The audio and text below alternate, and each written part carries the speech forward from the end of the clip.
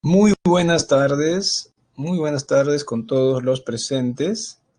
Por favor, lo primero que tenemos que hacer es verificar el sonido, si está bien mi micrófono, si está correcto, fluido, sin entrecortamientos. A ver. Hola Andrea, gracias por tu retroalimentación. Listo, entonces empezamos. Estamos en la hora, perfecto. Tenemos la literatura peruana correspondiente al costumbrismo peruano, al realismo y al posmodernismo. Lo primero que quiero indicar al iniciar esta clase es que la literatura peruana, después de la emancipación, la podemos dividir en dos momentos. ¿Ya? El primero es el siglo XIX, es decir, la literatura peruana decimonónica, ya de la República, decimonónica porque es del siglo XIX.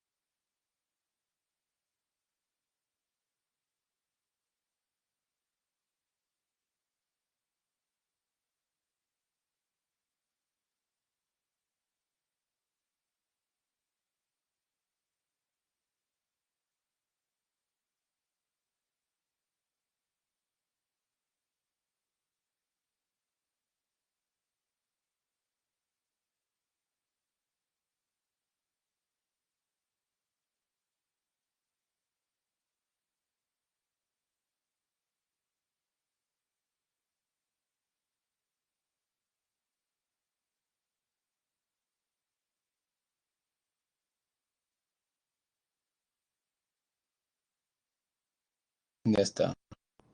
Disculpen, acá con perfección. Mi computadora se quiso porque hice una combinación de teclas por error. Eso me pasa por presionar botones sin mirar al lado por hacerlo rápido. Pero bueno, ya volví. Estaba escribiendo. Ah, qué bien, no sé. Acá, ok. Ya. Ahora sí me están escuchando, por favor. He vuelto. O todavía no se me escucha. Ya, listo. Bueno, ya sigamos, ya. Después de esto es un problema técnico de la computadora, pero ha sido momentáneo. Ya sigo. Decía, entonces hablamos del siglo XIX, es igual al siglo XIX, ¿no?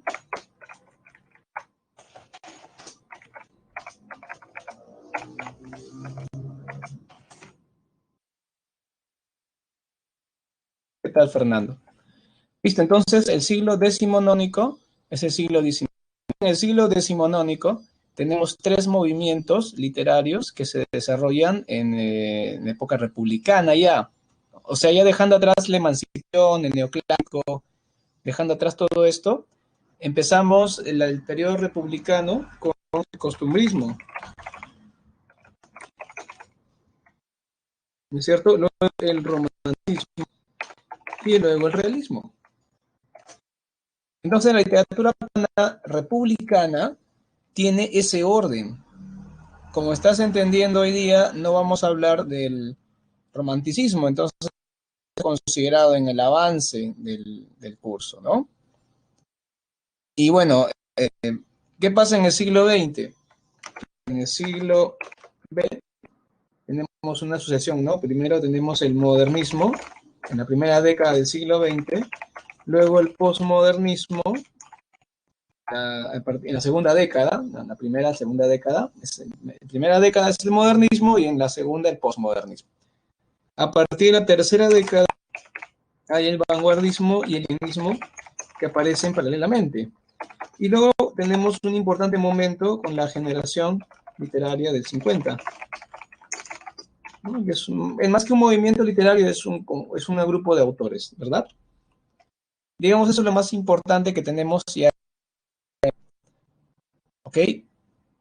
Si hablamos de los contextos históricos de cada movimiento, veremos que el costumbrismo está vinculado a al primer militarismo de nuestra historia y también a la época de la Confederación Perú-Bolivia, ¿no? Ese tiempo.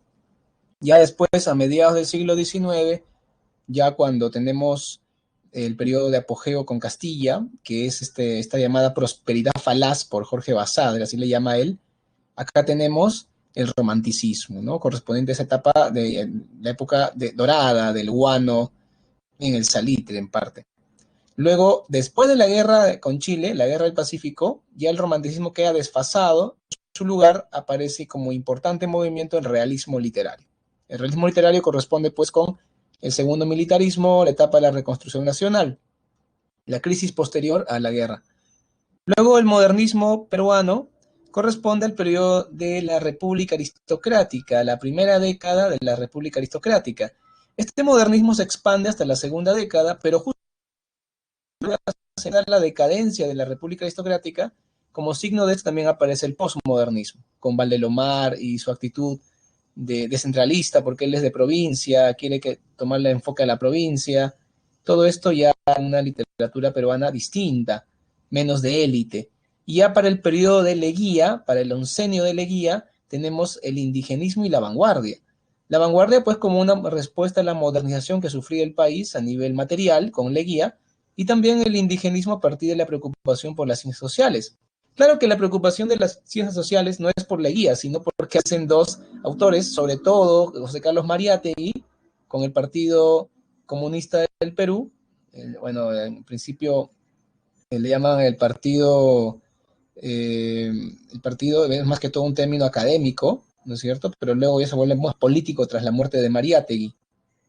Primero el Partido Socialista con Mariátegui, ¿no? Y a sus seguidores le llaman comunista después de que él muere.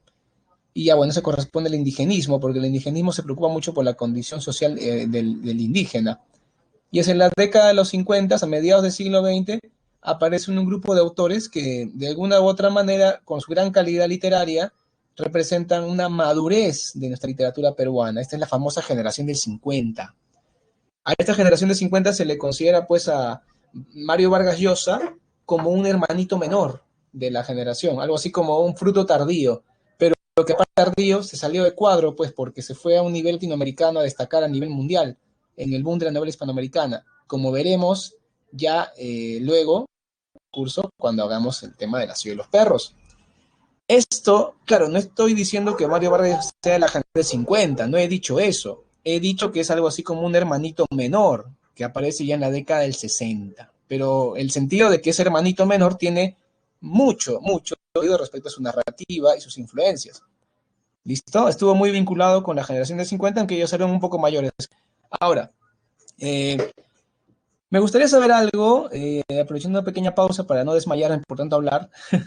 Quisiera saber si ya empezaron a leer La ciudad de los perros. Y no he dicho que si la han terminado, empezaron a leerla, ¿no? Si están leyendo La ciudad de los perros, tienen una pregunta. Obviamente las preguntas deberían ser en el multichat, así a mares, a chorros, pero yo también quiero reivindicar mi condición porque yo soy un profesor que está haciendo clase, no soy un video que estás viendo y que lo puedes pausar, o sea, eso se convierte después cuando lo ves grabado. Pero ahorita podemos interactuar y por más de que el tiempo siempre apremia, me encanta interactuar. Así que Vamos primero con los resultados.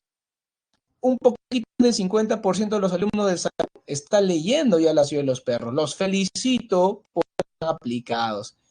Tengo una pregunta sobre la ciudad de los perros que quisieran saber, o sobre lo que te acabo de explicar también de la evolución de literatura peruana republicana. Te acabo de describir de manera muy general el contexto, un poco los representantes. Vamos a enfocarnos mucho ahora en estos tres aspectos que ves aquí en contenido, ¿no? Pero si tienes una pregunta sobre lo que acabo de explicar, sobre la ciudad de los perros, hazla, por favor. Así me siento que estoy en una clase con alumnos y podemos interactuar. Algo muy importante, por cierto. A ver, por favor. Estoy a la espera de sus participaciones. Ahí voy. Ajá. ¿Qué me vas a preguntar, Fernando Canaza? Te estoy leyendo ya. ¿Por qué el título? ¿A qué te refieres con el título? No entendí. ¿Título de qué? Ajá. ¿Qué más? Otra vez. ¿Nadie más va a preguntar? Ah, el cielo de los perros. Ah, ya, ves, Aso. Mira. Tú pensabas que yo leía tu mente, ¿no? Ahora sí entiendo.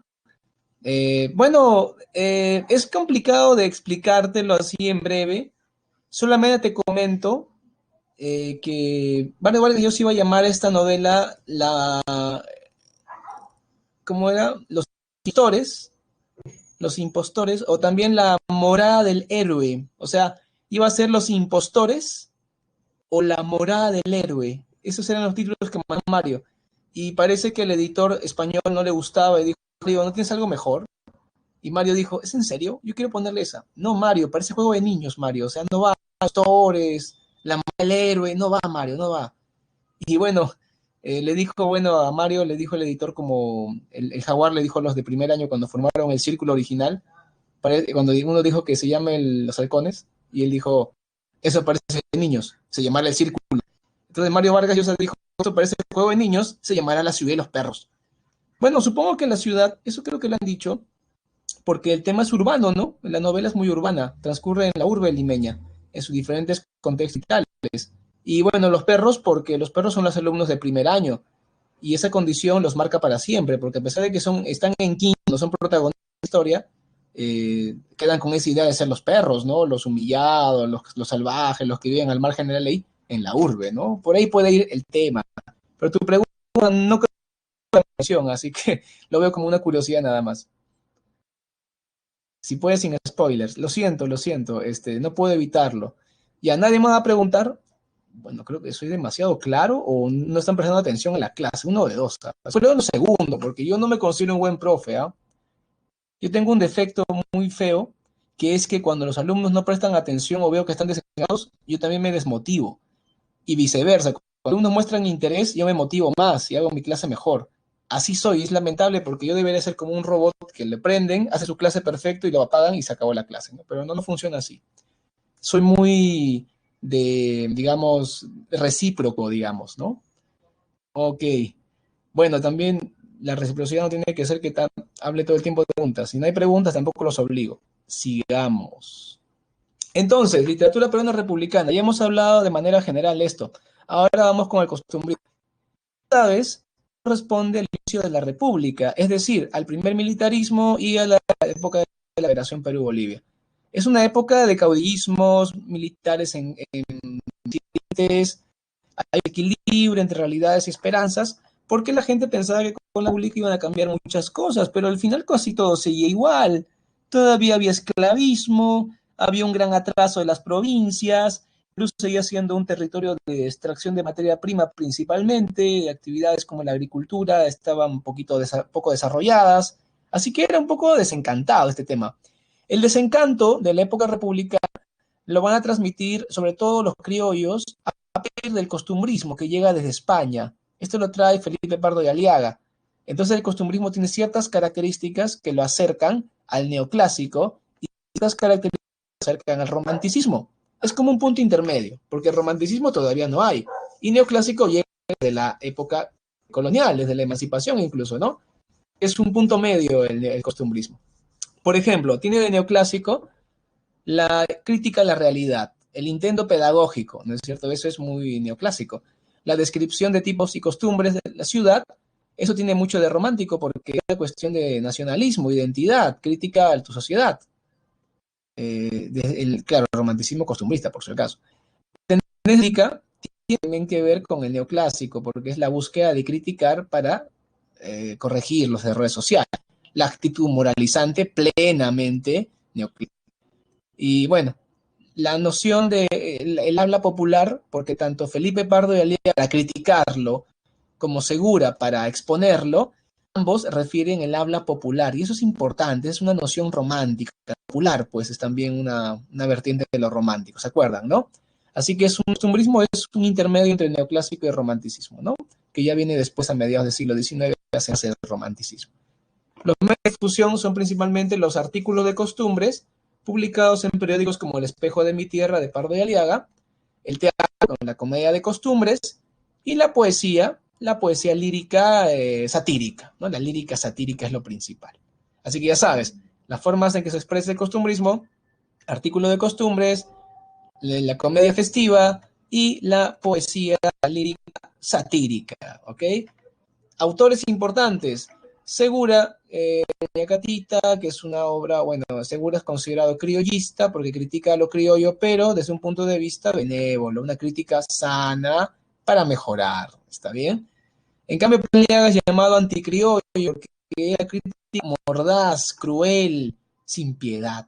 Pardo de Aliaga es un aristócrata, es hijo de nobles españoles que se fue a España cuando perdimos la batalla de Ayacucho, bueno, cuando perdieron la batalla de Ayacucho los españoles, los realistas, mejor dicho, él era adolescente de España, sus padres eran españoles, aunque él era criollo, ¿ya? El Felipe Pardo de Aliaga era criollo, era nacido acá en Perú, o sea, era peruano como nosotros, sino que de papás españoles, que se fueron allá cuando perdieron la batalla de Ayacucho.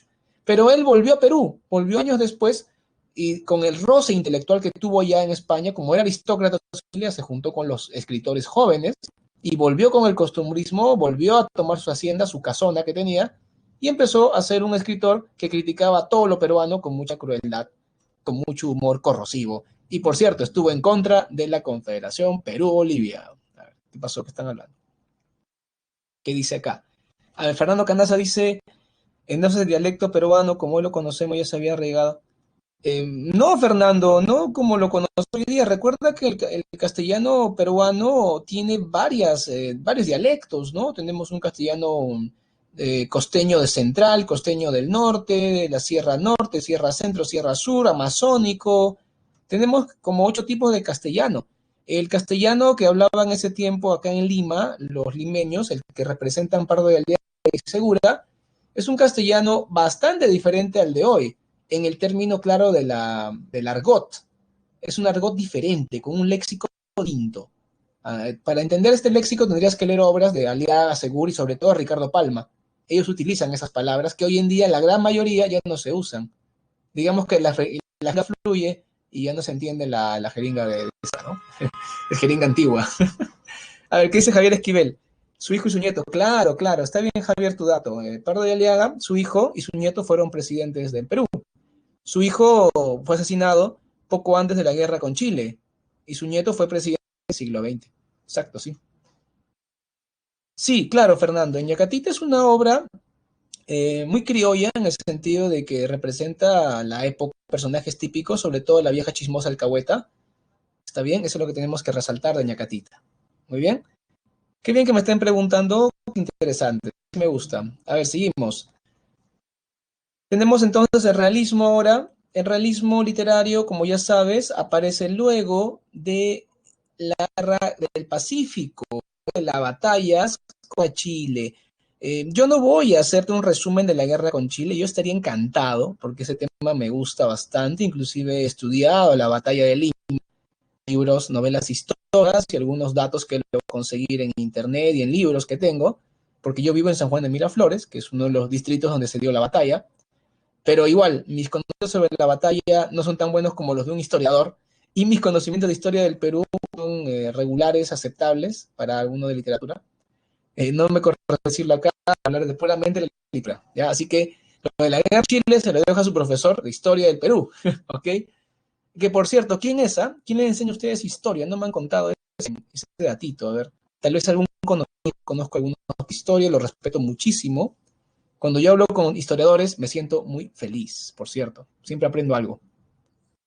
Débora. Ah, Débora. Mira, Débora. Mm. Pero Débora no era de geografía. Me acuerdo una Débora de geografía. Tal vez es ella. O no, pero no creo que enseñe 2 cursos. Ah, la rotaron. Estoy hablando de historia, por si acaso, no de geografía. Yo me acuerdo de geografía de Débora. Ah, ya ves. No, te estás confundiendo, Andrea, creo, ¿ah? La Miss Débora. Pero yo me acuerdo de una Débora geógrafa. Bueno, en fin. Ya me... ¿qué? Ah, ya, ok. Ah, ya. Esa sí es la que yo pienso. Ah, ya está bien. Debe ser la que yo creo. Sí, sí, una profesora con bastante didáctica. Recuerdo que ella también estaba en el aula virtual, pero en geografía, recuerdo. Ella era profesora del aula virtual. Yo me cruzaba con ella a veces en las grabaciones. Ah, debe ser. Creo que sí es ella. Sí, creo que estoy casi seguro que es la que yo conozco. En fin, avanzamos, jóvenes. Ya, entonces tiene una buena profesora, por lo que veo. Avanzamos. Entonces, ese contexto, el Perú posterior a la guerra con Chile. ¿Ok? ¿Qué? ¿Y no los pasillos? Ah, en los pasillos también. Sí, pero más en la... Ok, el realismo peruano se desarrolla sobre todo en la novela y el ensayo. Ok, la novela y el ensayo. O sea, no mucho en la poesía, en una poesía lista que es extraño, ¿no? Aunque González Prada escribe algunos poemarios con crítica social, ¿no? Eso podría ser un poco esa influencia. Lo principal de González Prada es el ensayo, no sé, el discurso para ser leído en público, y de Clorinda Mato es la novela. Digamos que entre el ensayo y la novela tenemos el realismo peruano, que tiene una duración breve porque se enfoca sobre todo en el periodo inmediatamente posterior a la guerra con Chile y inicios del siglo XX, ¿no? Ya para inicios del siglo XX, el modernismo acapara todas las miradas y ya, bueno, González como que ya no es el autor tan representativo, ¿no? En ese tiempo. Es un maestro respetado. Por ejemplo, Mariátegui, Valdelomar, Vallejo, llegan a ser parte de sus discípulos, digamos, ¿no? Porque lo admiran mucho y lo siguen. Sobre todo Mariátegui, que se juntaba con... Pero cuando muere en el 19 González Prada, ya pues deja un vacío, ¿no? Deja un vacío y... Bueno, no me acuerdo si... No, 18 González Prada, que me acuerdo. En el 19 muere Ricardo Palma, que era mayor, ¿no? Entonces, Clorinda Mato también fue desterrada del Perú poco antes del siglo XX porque Cáceres le tuvo una ojeriza tremenda, ya que ella lo criticaba mucho y Cáceres, como era militar, bueno, ya hay que eliminar a la crítica, así que desterraron a la pobre Clorinda, tuvo que irse del Perú y murió en Argentina, murió ahí en Buenos Aires de una neumonía, por cierto. Ambos fueron autores muy polémicos, ¿verdad? Porque denunciaron los males nacionales. Acá están las características, ¿no? Objetividad, rechazo al pasado, porque el pasado lo consideraban negativo, temática social, se preocupan mucho por temas como el abuso indígena, eh, la religión que debe ser reformada para evitar la corrupción entre los curas, ¿no es cierto? A propósito moral. La defensa del indio, por eso hablamos de un preindigenismo con ellos, un preindigenismo. Se dice que ellos inician tratando sobre el indio, continuar ya en el siglo XX, si la ley Arguedas, en el indigenismo peruano, ya en el siglo XX. Así que los antecedentes más importantes del indigenismo son ellos dos, Clorinda Mato y González Prada. ¿Okay? Son los preindigenistas. Hay un nacionalismo agresivo. González Prada, por ejemplo, en su famoso discurso en el Politeama, dice que debe vengarse de Chile, se muestra antichileno, se muestra revanchista, belicista, o sea, bueno, también era anticlerical, era antihispana y antichileno, o sea, contra España, decía que mirar a Francia y a no España, era antichileno por obvias razones, porque habían destruido el Perú, aunque él estudió en el colegio inglés de Valparaíso cuando era niño y tenía amigos chilenos, pero en fin, igual era más peruano que otra cosa. Y por último, los medios de difusión principal, como te dije, fueron la novela y el ensayo, ya lo principal del realismo. Muy bien, el contexto ya sabes, el segundo militarismo después de la guerra del Pacífico. Ok, ahora respecto a lo que acabo de explicar del realismo, y tal vez de costumbrismo, si quedó alguna pregunta en el tintero, pueden hacer, por favor, en el chat alguna consulta. Andrea me está diciendo que dice que en las grabaciones y no en los pasillos. No, pues Andrea, yo me la encontraba también en los pasillos. Lo que pasa es que en los pasillos nos saludamos hola y chao. En cambio, en la grabación a veces ella me cedía su lugar para grabar o viceversa, ¿no? Hay un poquito más de conversación. Por eso me acuerdo más de ese detalle, Andrea. Por supuesto. ¿Qué más? A ver, Andrea, ¿me vas a preguntar algo más, Andrea, por favor? Ah, no, no, ok. ¿No hay más preguntas, jóvenes? A nada del tema. A mejor no. Oh, ya, bueno. Pensé que iban a preguntarme algún tipo de dato curioso. A ver, Javier Esquivel está escribiendo. Ah, ya, sobre la guerra con Chile. Bueno, no responde a mí a hablar mucho de eso. Se supone, ¿no? Que en historia, yo también, y ya saben sobre el Perú, pero ¿cómo es la guerra con Chile a literatura? Podría ser la pregunta, ¿no? Simplemente la pregunta que ve la guerra con Chile con la literatura peruana es que después de la guerra con Chile, el romanticismo quedó anulado, pues porque ya a nadie le interesa esa actitud escapista de la realidad, idealizante, que los sentimientos, nada de eso. A los autores, al público le interesa la realidad, le interesa la sociedad que ha quedado indefensa. Por eso es que el realismo tiene su auge en ese momento, ¿no? La guerra con Chile fue el catalizador, antes y el después, literatura en este caso. Normalmente hay un cambio de movimiento literario a partir de la publicación de ciertas obras, aparición de obras que innovan, ¿no? Pero en el caso de la guerra con Chile, fue un hecho histórico el que hizo el cambio de movimiento literario, del romanticismo al realismo. Eso no se ve muy común eso, es extraño lo que sucede ahí, pero ocurrió, ¿no? Con este caso. Bien, ¿alguna pregunta más, jóvenes? Comentario para pasar a la de fondo, porque el tema de hoy día es el posmodernismo, ¿no? Tenemos que hablar aquí de Guren. Ya, vamos a ver a Guren. Bueno, los que sepan de Guren, se les ha estudiado en el Colegio Reyes, y bueno, después la línea de la lámpara azul. Y luego vamos a hablar de un grande, el gran Abraham Valdelomar y su cuento El Caballero Carmelo. Pues todos los que crían gallitos de pelea se van a emocionar mucho, yo lo sé. Les cuento como anécdota que, uy, se me pasó. Ya, les cuento como anécdota que cuando yo iba a dictar a Tevitar, eh, a Villa María, cuando, bueno, en las sedes, ¿no? La presa Marcos, en Atevitarte, a los chicos le decíamos los atenienses, porque eran de Ate, y los de Villa María, siempre que voy a un local de la PREA en un cono de Lima, siempre hay gente que cría gallos de pelea. Están que cantan los gallos mientras hago mi clase. Y acá en la vuelta de mi casa también hay un señor que gritos, ¿no? Todo el día están que cantan, de día, de noche. Entonces la creencia de gallos de pelea es masiva en todo Lima. Voy a hacer un artículo sobre eso algún día, ¿no? Sobre la que cree gallos acá. Paran cantando los gallos. Muy bien, entonces no hay preguntas sobre lo que estábamos explicando del realismo. Ya vieron el menú que sigue, ¿eh? Esperen contentos y dicen, uy, ya está interesante, quiero ver. Pero si hay una pregunta sobre el realismo, háganla, pues jóvenes, también no se queden con la duda.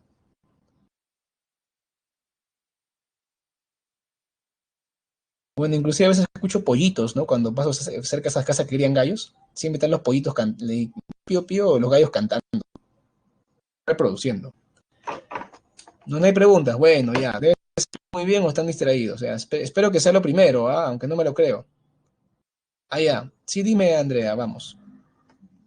Ah, el modernismo, lo mismo digo yo, Andrea. Lo que pasa es que no entiendo todo, pues es un salteado, ¿no? Porque no estamos viendo el realismo, estamos saltando, y no estamos viendo el modernismo, ¿no? Que deberíamos verlo.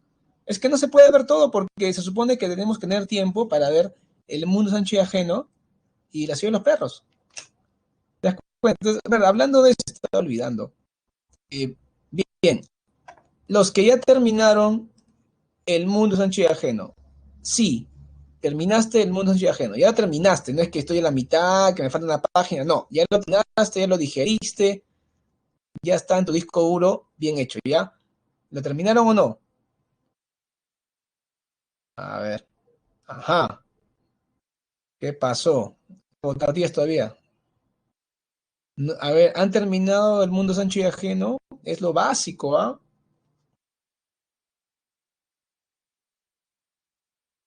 Veo que hay muchos que todavía no la han terminado, no se demoras.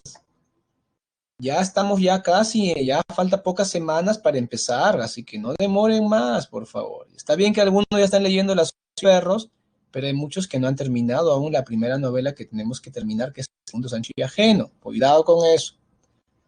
Ok, ¿qué me están comentando acá? Ya una semanita más.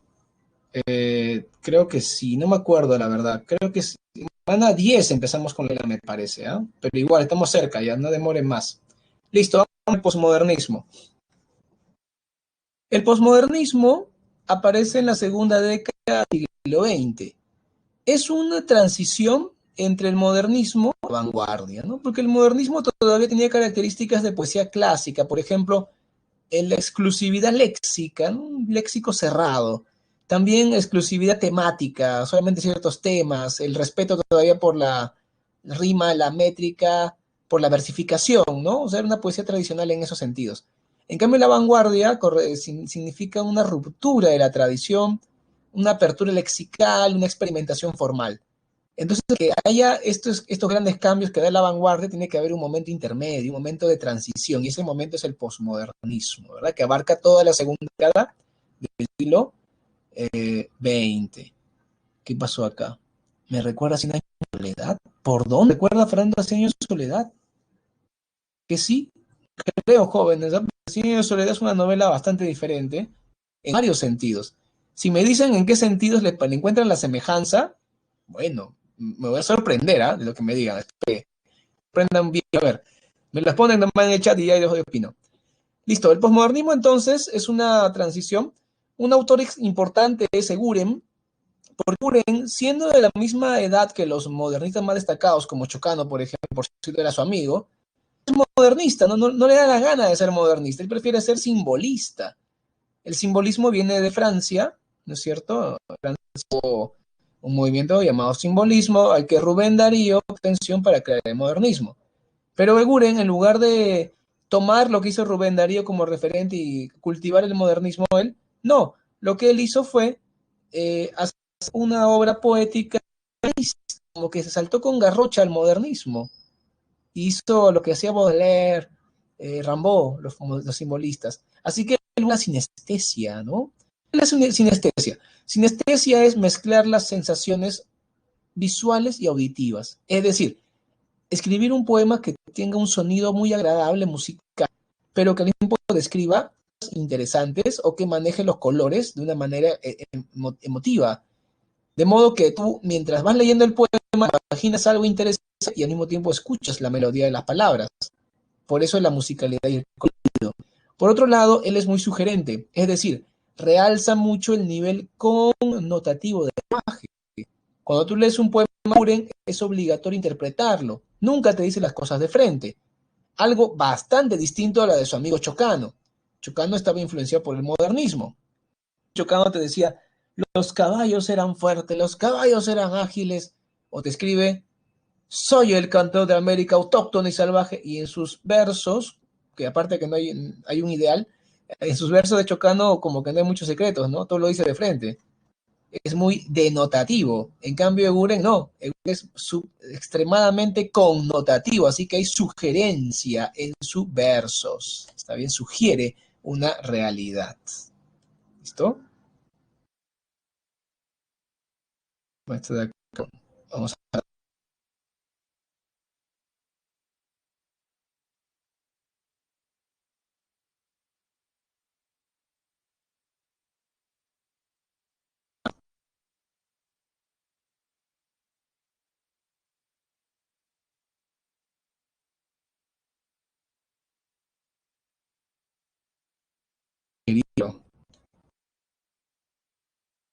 A ver, ¿qué pasó? A ver, ¿tenemos alguna pregunta?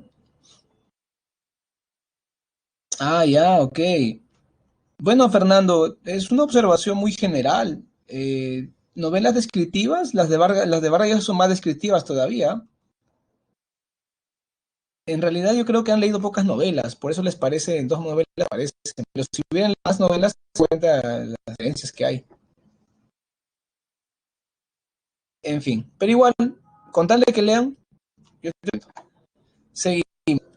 Vamos a revisar un poco aquí. Por ejemplo, en los Reyes Rojos, el manejo de los colores y el sonido. Y bueno, después lo interpretamos, ¿no? Desde ahora combaten dos Reyes Rojos con lanza de oro. Por verde bosque y en los purpurinos cerros vibra su seño. Falcones reyes batallan en lejanías de oro azulinas.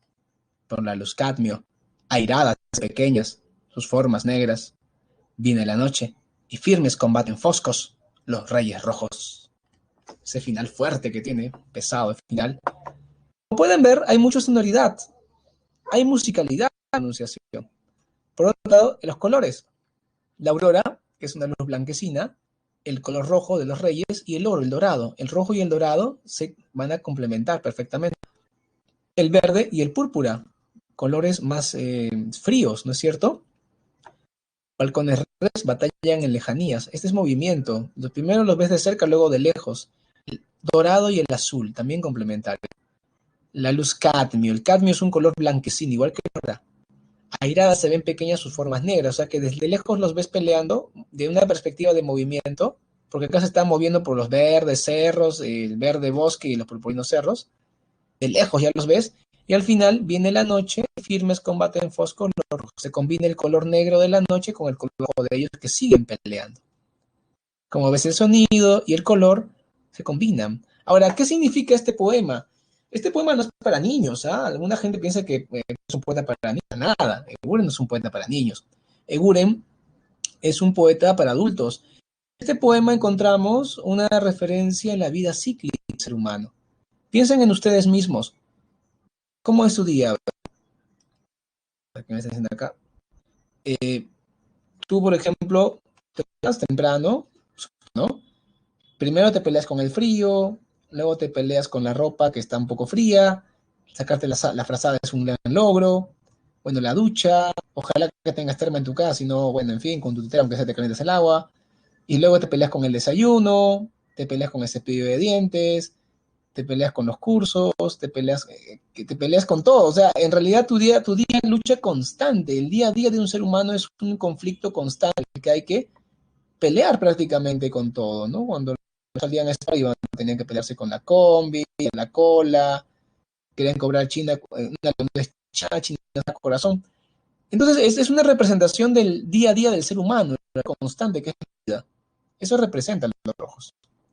Otro poema emblemático y polémico, ¿eh? Es La Niña de la Lámpara Azul, que está en su poemario La Canción de las Figuras. Aquí muchos quieren ver lectura un poco dando la biografía de Guren, porque Guren fue un hombre que nunca tuvo familia, nunca tuvo esposa ni enamorada, nunca salió de Lima, vivió siempre en su casa en Barranco, era un poco así ermitaño. Tenía amigos y la gente lo admiraba mucho. ¿Eh? A Mauta le hace un homenaje, los Cori le hacen un homenaje también. Por cierto, Valdelomar y compañía eran menores que Guren, ¿eh? Eran menores y lo respetaban bastante Guren. Y también a Chocano, por cierto. Lo respetaban bastante los dos. Y entonces acá algunos críticos han dicho que Guren demuestra ciertas tendencias hacia idealizar a las niñas, a las menores, ¿no? La niña de lámpara azul.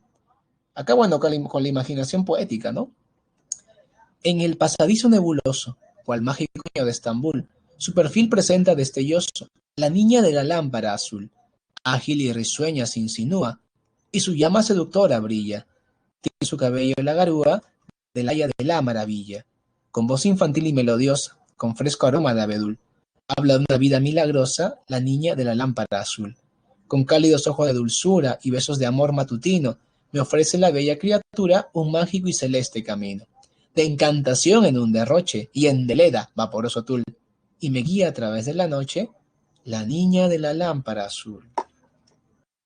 Como ven, es una idealización de una niña. Bueno, recuerdo que los personajes de Guren son infantiles, son muñequitos, seres mitológicos, por ejemplo, Juan Volantín, la Valquiria, que es un personaje mitológico de la cultura nórdica, en este caso la niña de la lámpara azul, etcétera. ¿Ok? Ahora vamos con el gran Valomar. A menos tengan alguna pregunta sobre Guren. acaso, si hay una pregunta sobre Buren, me sabe, vamos entonces con Valero, después de la pregunta. ¿Sí, listo? No hay nada de Buren. Bueno, sigamos entonces. Valero es uno de los grandes escritores peruanos que lamentablemente muere a edad temprana, muere a 31 años, nomás murió, y se convierte en una de nuestras frustraciones, porque él era líder de una generación.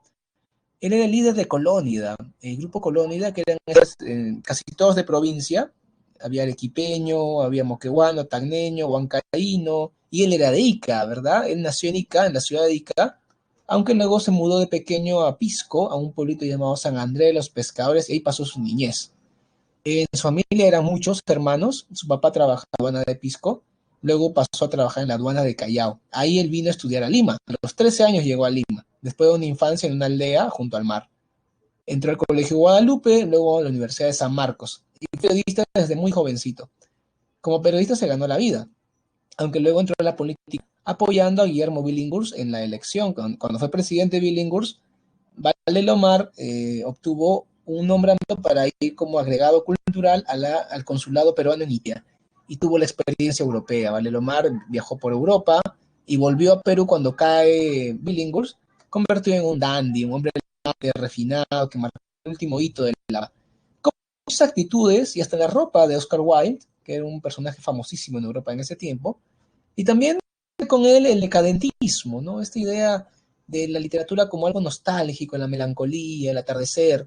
Si ustedes leen El Caballero Carmelo o El vuelo de los cóndores u otros cuentos famosos de Valdelomar, van a encontrar que el final de la obra siempre ocurre en el atardecer, que es la hora melancólica. Eso es la influencia del decadentismo de Oscar Wilde. Valdelomar era un autor creador, buscó temas nuevos, nuevos derroteros para nuestra literatura. Por ejemplo, el tema de provincia, ¿no? Porque los autores como el costumbrista, el autor romántico, la mayoría de autores habían descuidado mucho la provincia. Y él hace una reivindicación de la vida provinciana como tema literario. También él propone que lo cotidiano puede ser tranquilamente tema literario, ¿no? Y lo demuestra hablando de la historia de su gallina de pelea, cuando crea un gallo de pelea en su casa. Así que crea una novela, un cuento, perdón, que es El Caballero Carmelo, donde tenemos a un niño narrador, que es un alter ego de Valdelomar, que lo representa a él, que cría un gallo de pelea en su casa, vive en el pueblito de San Andrés, los pescadores en Pisco.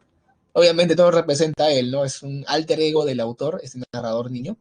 Y el cuento se desarrolla así, idealizando la niñez y viendo mucho el pueblo, las costumbres y también los personajes. Sobre todo describen al Carmelo, miren, ¿cómo lo describen? Acá está en la PPT la descripción.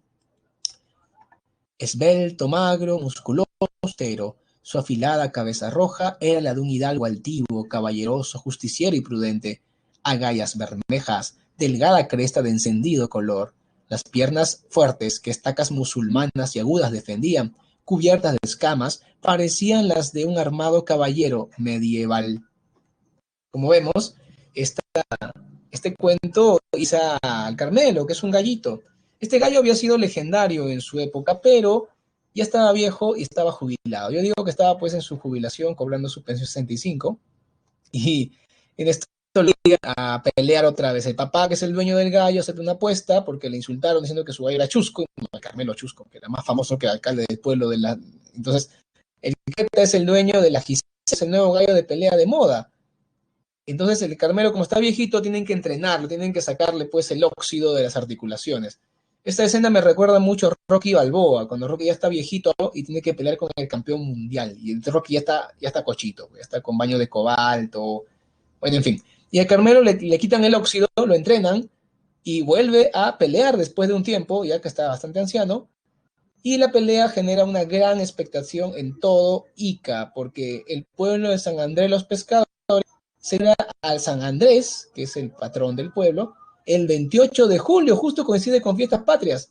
Y la celebración la hacían con una gran jugada de gallos de pelea en el pueblo de Pisco, o sea, en el Coliseo de Gallos de Pisco se hacía la pelea de gallos por San Andrés.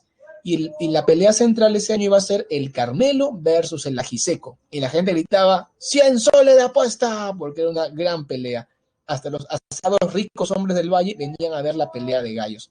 Bueno, Esta pelea es muy famosa. Estoy seguro que ustedes saben cómo se desarrolla la pelea. Voy a empezar mi encuesta. ¿Sí o no sabes cómo fue esa pelea? ¿Tienes una noción de cómo fue la pelea o el final, aunque sea cómo terminó la pelea? Vamos, entre Carmelo y el Ajiseco. Oh, está muy parejo. Me sorprende que hay alumnos que no lo sepan, ¿ah? O sea, claro, no digo que esté mal, porque están en su derecho de no saber o de no acordarse, ¿no? Pero es muy famosa esa pelea, ¿no? A ver, los resultados de la encuesta. Ya casi está listo, ¿ah? Ya está.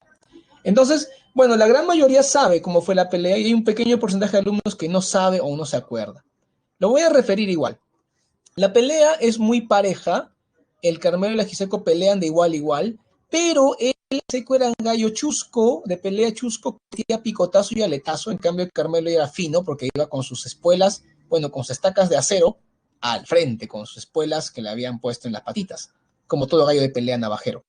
Entonces, hay un momento en que el Carmelo está mal herido, pierde sangre por una pata, pero sigue peleando dignamente. Luego vuelve a caer muy mal herido y se puede levantar, parecía que ya había perdido. Entonces la gente va a felicitar al dueño del ajiseco, ¿ok? Pero el juez, porque en la pelea de gallos hay un referee, ¿eh? Ustedes, bueno, los que saben de pelea ya saben a qué me refiero. Por el que nunca ha visto una, te informo. Hay un referee, un árbitro que vigila todo, hasta el largo de las navajas, por si acaso alguien haga trampa, hasta que le pongan desinfectante porque el gallo herido no debe morir por infección. Ya, todo eso vigila un árbitro. Él dice, señores, el Carmelo no ha enterrado el pico. Quiere decir que aún no se ha rendido, que aún no ha sido derrotado. Entonces el ajiseco, en lugar de ultimar al Carmelo que está sin poder moverse, se acerca a él como humillándolo. O sea, este gallo, el ajiseco es un espeso, ¿no? Es un engreído, un soberbio. Y el Carmelo se sintió humilladísimo. Así que se levantó un soldado herido y de una sola patada venció al rival metiéndole la navaja en la pechuga y bueno, salió el corazón como anticucho y lo mató al ajiseco. Con esta gran victoria épica termina la pelea. Los que apostaron por el Carmelo, que eran unos cuantos desadaptados, porque la gran mayoría apostaron por el Ajiseco, que era el gallo joven y ganador, ganaron una fortuna. El Carmelo fue llevado a casa, bueno, literalmente le levantaron en hombros a este gallo porque había hecho una gran hazaña. Finalmente, después de 2 días de padecimientos, muere por las heridas recibidas en la pelea. El final del cuento vinculado con la tristeza del hogar, porque el gallo, que es un ser más, es un integrante más de la familia prácticamente, o sea, se ha ido a siempre. Y así termina el Carmelo, que es un símbolo de la edad de oro infantil de nuestro autor Abraham Valdelomar. Qué pena que perdimos a este gran autor en un accidente cuando tenía 31 años, ¿ok? A ver, pueden hacer las preguntas que gusten sobre el cuento. Está prohibido que me pregunten sobre la muerte de Valdelomar, que si murió ahogado en excremento o no, porque esos son puros chismes literarios que no van a mi curso. Él murió cayéndose en las escaleras, así que por favor les chismes malintencionados. No voy a permitir que ofendan su memoria. Así que preguntas sobre el cuento, sobre el narrador, sobre el contexto, cosas interesantes, por favor. Espero. Si no, bueno, también podemos pasar a... Eso sí, pero todavía no, porque quiero ver solucionario. Ya que diciendo. ¿Cuánto tiempo duró la pelea? Bueno, Claudia, eso es difícil de determinar.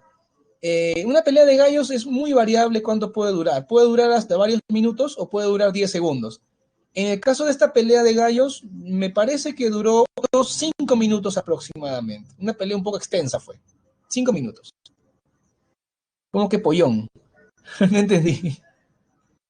Ah, creo que Claudia sabe términos gallísticos. Ah, Claudia, no sabía. ¿En tu familia crían gallos? Podría ser, ¿ah? Bueno, podemos pasar a ver las preguntas. Andrea me pregunta sobre, pues, importante de Valdelomar. Valdelomar fue autor polígrafo. Voy a escribirlo porque tal vez van a decir que hemos escribe. No, boli. Bolígrafo es un lapicero. Dije, Valdelomar escribió muchas obras. Polígrafo es un autor que domina varios géneros. Entonces él escribe ensayo, donde destaca mucho, el cuento, donde destaca más. En poesía escribe muy poco, publica algunos poemas, como El hermano ausente en la cena pascual, o Tristitia también, que es famoso, ¿no? Ahí publica unos cuantos poemas en publicaciones colectivas con otros autores. También llegó a escribir un teatro, una parte de una novela, Imagínate, en toda la palabra, ¿no? Un autor que dominaba varios géneros literarios. ¿Sí alguna pregunta más? A ver si nos han puesto su salsa rumbera, me están distrayendo. La voy a llamar al serenazgo para que se los lleven por bulleros. Ah, destacó en la poesía. Bueno, es decir, destacó en el cuento y en la poesía. Bueno, mi opinión no es tan correcto, ¿eh? Porque para haber destacado en la poesía debió haber publicado muchos poemarios, haber ganado premio como poeta, y no tanto. Sus poemas son buenos, ¿para qué? Sí, son buenos poemas, pero no es que ganó premios o fue conocido más por su poesía, fue más conocido por su cuento y por su ensayo, él, es lo que más destaca, ¿ok? Eso lo han puesto por decir que yo en vez de poner destaca, yo habría puesto cultivó el cuento, la poesía, el ensayo y la novela, ¿no? Más correcto, más ordenado, me parece. Claro, Andrea, el Caballero Carmelo, el cuento, porque también hay un libro llamado así con muchos cuentos, incluido ese. El cuento ganó un concurso años después de ser escrito. Este cuento lo escribió en Roma en 2013. En Roma en 2013 lo escribió Valelomar y ganó un concurso en Perú y lo publica ya como parte de un libro de cuentos llamado El Caballero Carmelo, justamente ya en el 18, justo un año antes de que muera en el accidente, Valelomar. Y sí, el Caballero ha premiado desde que fue publicado, desde antes de ser publicado como parte de un libro, ya tenía premio. Es un gran cuento. Es un gran cuento. Yo les recomiendo mucho leer el cuento, ¿eh? Por si acaso. Es un cuento, así que lo pueden leer en un rato. No les va a generar mucha pérdida de tiempo y lo van a disfrutar. Bien, ¿alguna pregunta más? Ya estamos en el de recta final casi. Quería hacer una solucionario, pero creo que ya no me alcanza el tiempo. Lo que voy a hacer es compartir las claves con ustedes, ¿sí? Y de paso, esperar sus preguntas finales, ¿no? Sus preguntas finales sobre la clase, sobre las preguntas que estamos viendo las claves o sobre los temas que hemos visto también, ¿no? No, Andrea, no he podido ponerles video porque la verdad, cuando pongo video, a veces la máquina quiere fallar o a veces veo, la vez pasada puse videos y algunos chicos me han puesto nota baja en la encuesta, pareciera que dan a entender que no les gusta que ponga video, quieren que hable, y no como metralleta, ¿no? Pero prefiero explicar más y vemos algún video como algo complementario, ¿no? En esta ocasión no encontré un video adecuado para ponerles, disculpen, si esperaban uno, prometo buscar alguno para otra clase, ¿no? Pero había algunos sobre Valdelomar, videos muy bonitos, pero mira, si ponía un video, te voy a explicar un poco menos, ¿no? Así que preferí ser más interactivo, porque también no es correcto que me pongan una encuesta un poco baja cuando hago la clase con la intención de que sea más didáctica, ¿no? Prefiero que si tengo que gastarme, me gasto, ¿no? Ok, me estoy gastando obviamente con mi voz, digo, ¿no? Estoy explicando mucho y tratando de responder a las preguntas que hacen. No hay preguntas entonces sobre el tema, las claves entonces, bueno. Sí, así tomamos agua, con cava, claro.